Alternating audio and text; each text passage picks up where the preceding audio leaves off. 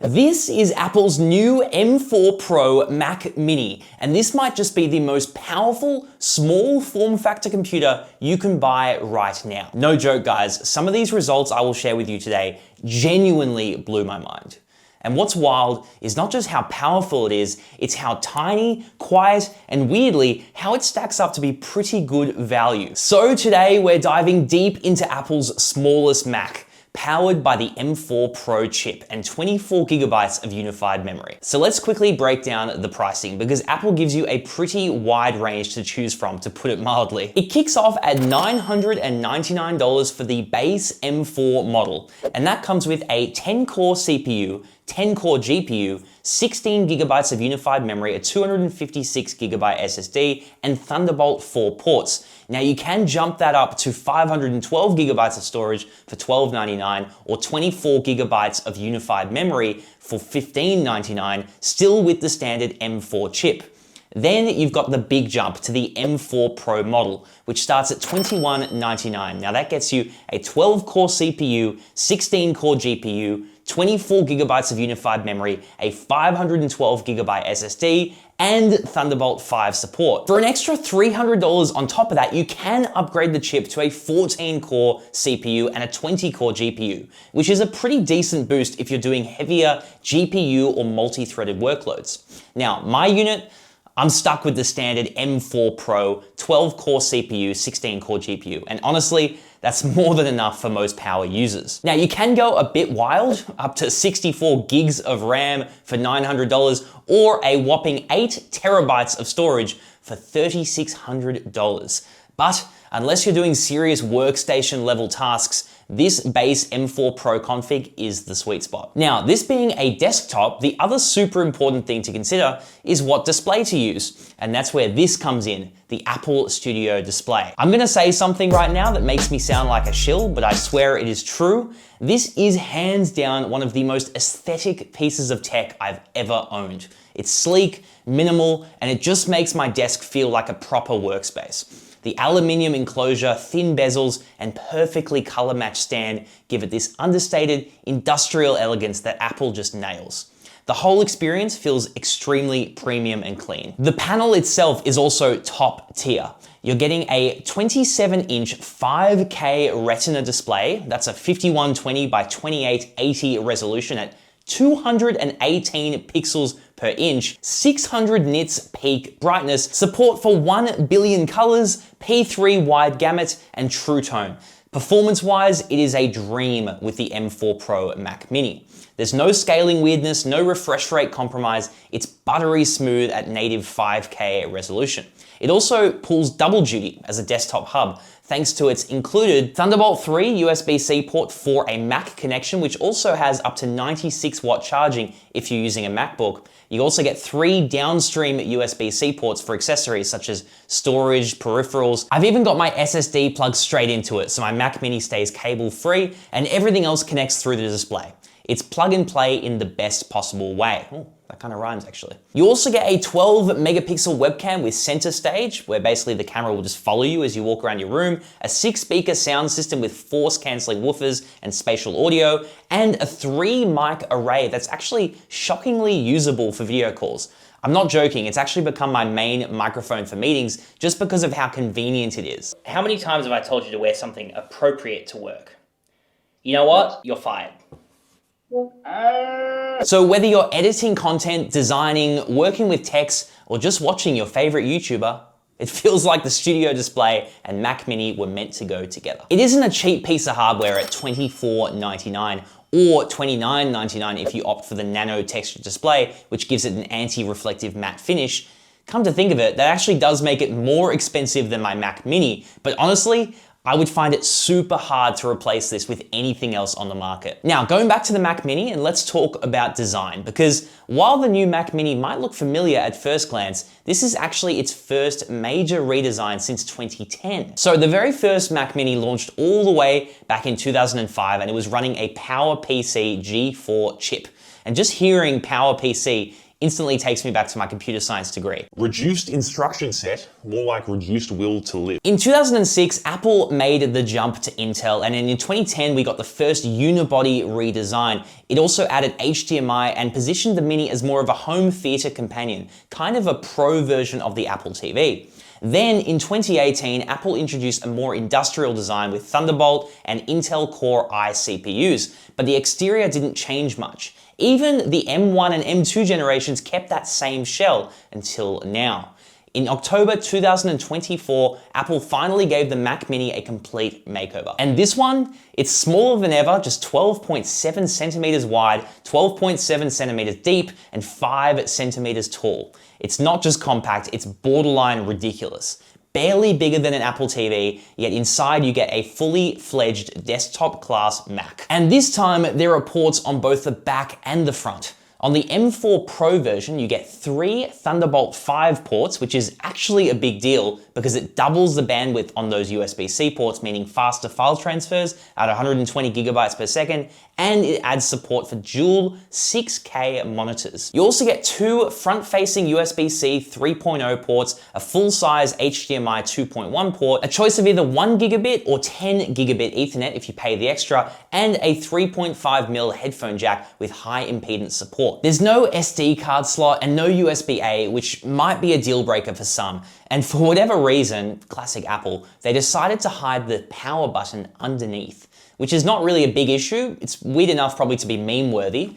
I'm looking at you, Magic Mouse. Still, after 14 years with the same basic chassis, this redesign absolutely hits the mark. It's smaller, smarter, and clearly built around Apple Silicon's insane efficiency.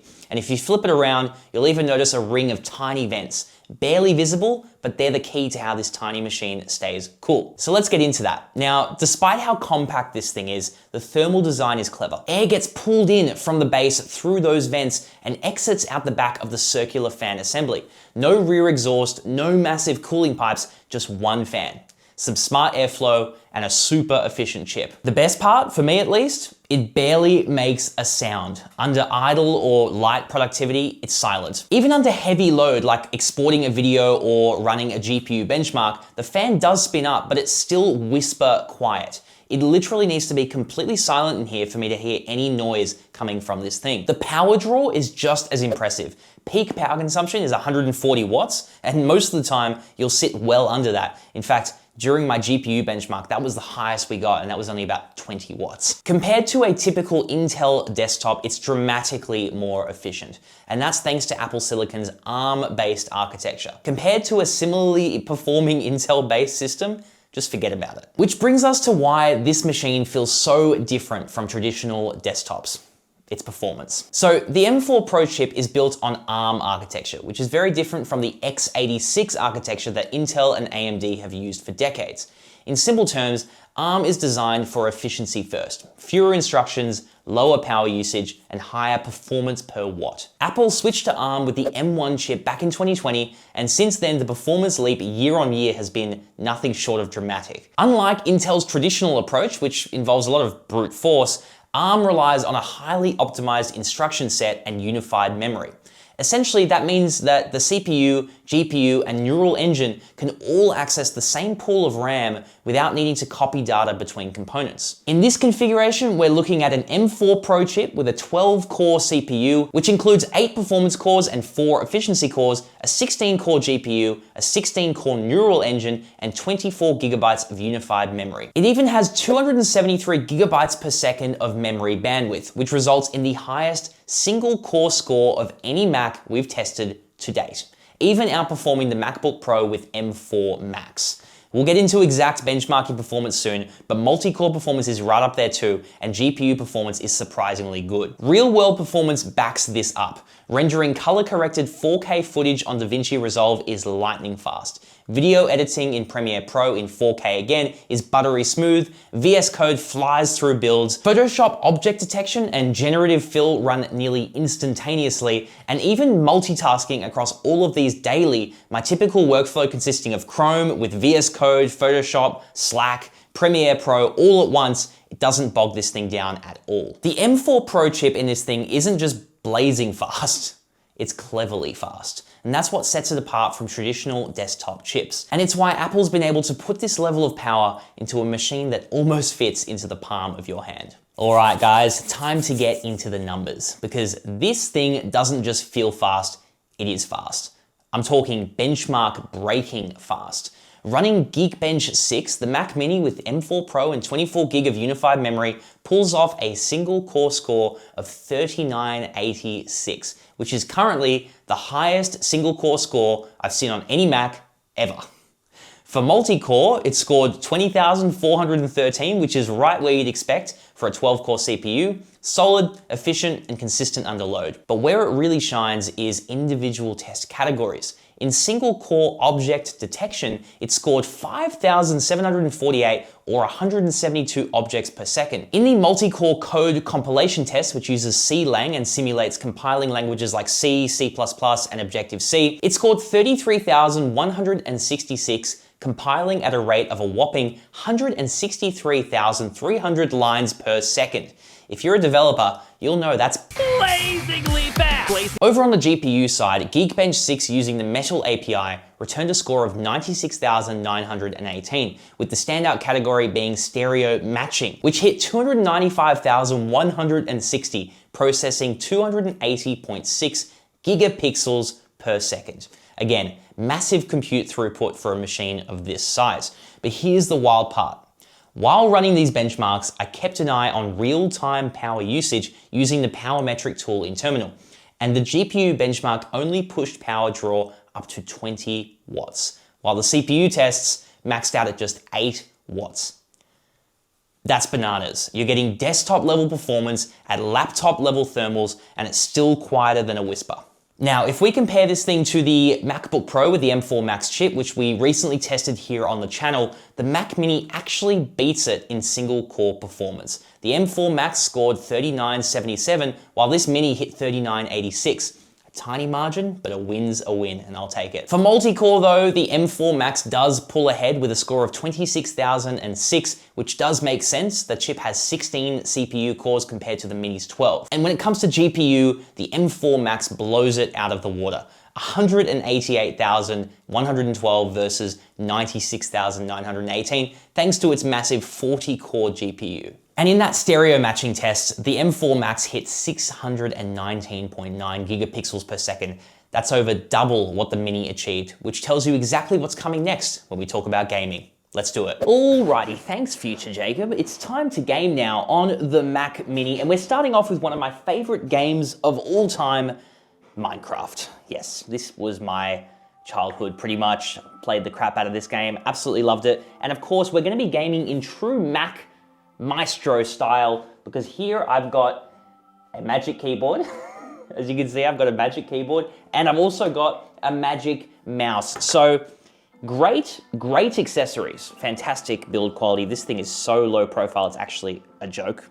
And this is actually surprisingly good. I was a bit skeptical, but not bad in terms of productivity, because you get access to a really good multi-directional scroll wheel. You can do touch gestures on the mouse itself. There are a couple of memey things, like for example, the USB-C port is at the bottom, so if you want to charge it, you can't really use it. Also, this keyboard, for whatever reason, there's like a strange optical illusion when I look at the numpad, where all of the numbers are arranged in a grid, but because of the rounded off corners of the squares, at the junctions of the grid, there's a strange optical illusion where dots appear. I can't remember the name of that optical illusion, but when you look at this keyboard, they just kind of pop out at you. It's a very strange experience. I hope it comes through on the camera, but let's get into this. First thing we're gonna do is we're gonna test out how quickly we can create a new world in Minecraft. We're gonna be doing a creative world so we can fly around. And I'm also going to be playing at 5K native resolution, which is the native resolution of this studio display. So let's name our world something creative and get straight into it. Let's see how quickly we can generate this world. Go. That was pretty quick. That was like, I don't know, 3 seconds. And straight away, I have to say, this is feeling quite responsive. I mean, yeah, there's a lot of mouse acceleration on this Magic Mouse, and it feels pretty snappy though, like there's not really much input lag. Now, obviously this display is 60 Hertz, so you're not gonna be getting any kind of high refresh rate gaming here, But if we go FN F3, we can see our little display and oh my goodness, we're getting 160 FPS. We must have the most basic settings.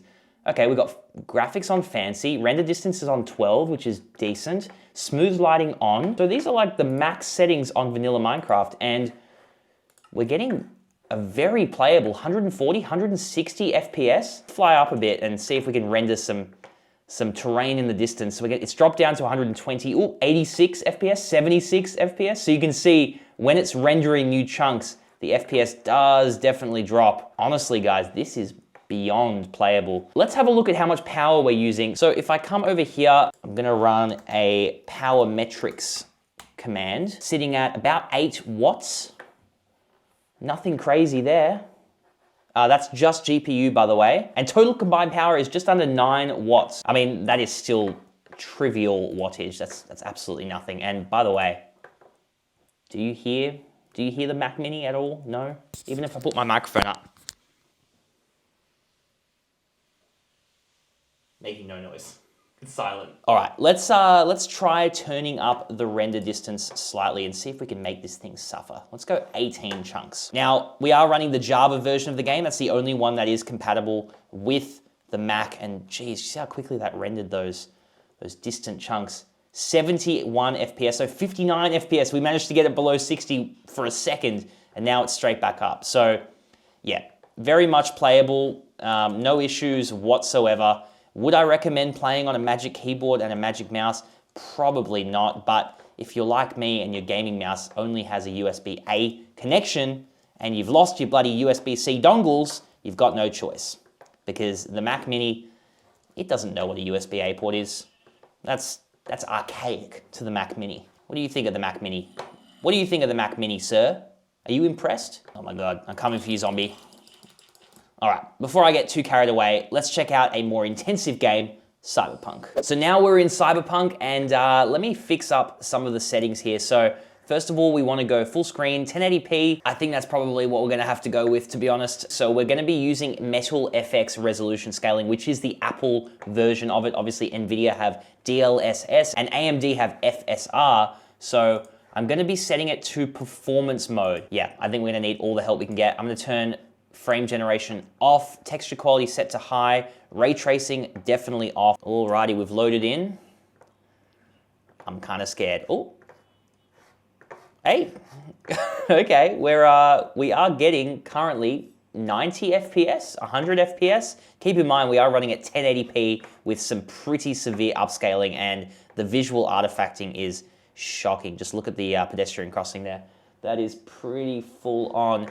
Let me go and change some of these settings so the game doesn't look as crap. Perhaps we'll put Metal FX. Let's just try Metal FX off. So there's no upscaling, and it's gonna be giving it to us at native 1080p. We'll see what kind of performance we can get with that. Okay, that looks a lot better. Now we're sitting at about 50 FPS. Solid for 1080p. It's definitely on the playable side. I would probably prefer 60 FPS, but the fact that we're running native resolution is impressive. Let's see if we can push things a bit further. What if we were to turn the resolution up to, I don't know, maybe 5K?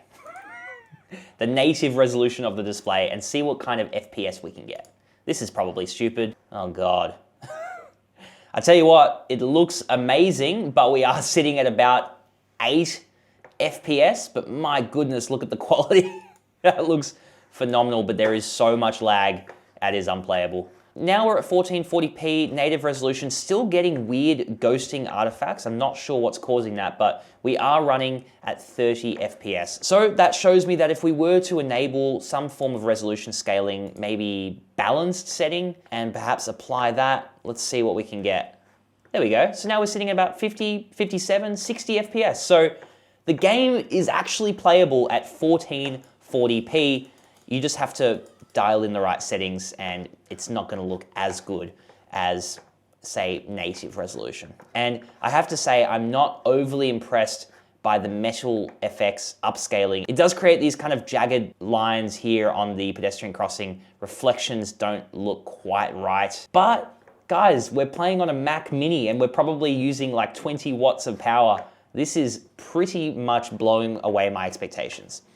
Obviously, We haven't tried ray tracing yet. Of course, we have to try ray tracing in Cyberpunk. Apple have been improving their ray tracing support, including path tracing as well, which essentially simulates light bouncing off different surfaces. Let's, before we do that, turn back down to 1080p, and we're gonna enable path tracing. Oh. Hey, you know what? 1080p, path tracing at 20 FPS for a Mac Mini. And let's see what kind of power we're using. Currently, we are using, that can't be right, 2 watts? That can't be right. 20 watts now, yeah.